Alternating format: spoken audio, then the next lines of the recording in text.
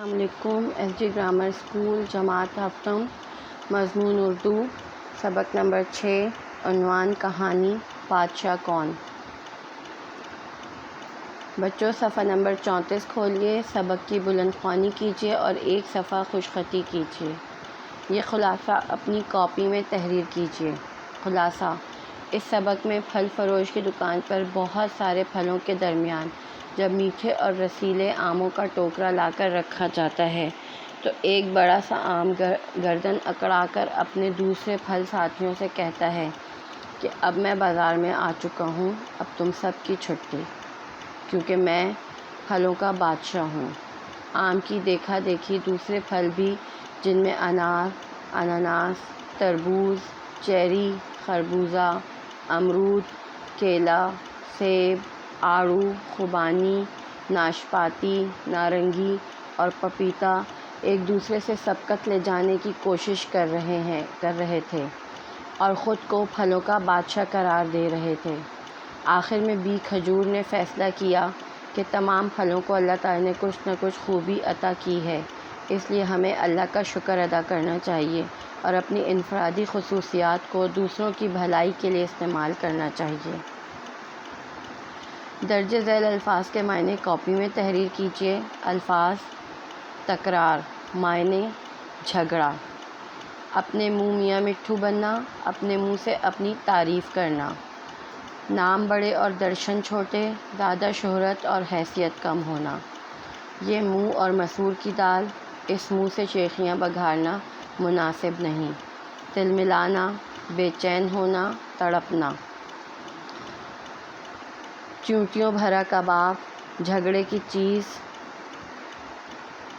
گنگانا، تعریفیں کرنا،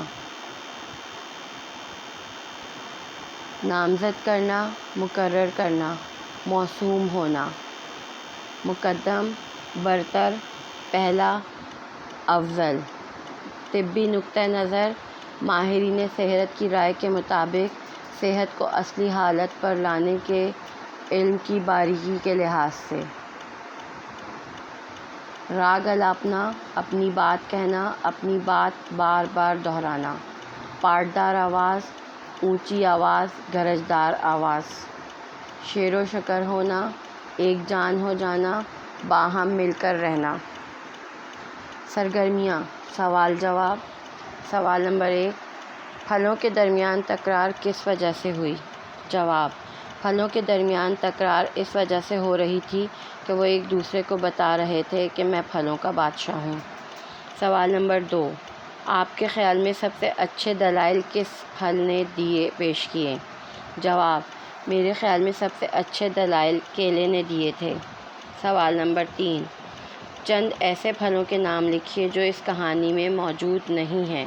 جواب: انگور، کیوی، راسبیری، املوک، بلو بیری اور موسمی وغیرہ۔ سوال نمبر 4: اگر انگور یا جامن بادشاہت کا دعویٰ کرتے تو کیا کہتے؟ ان کے لیے 2 جملے لکھیے۔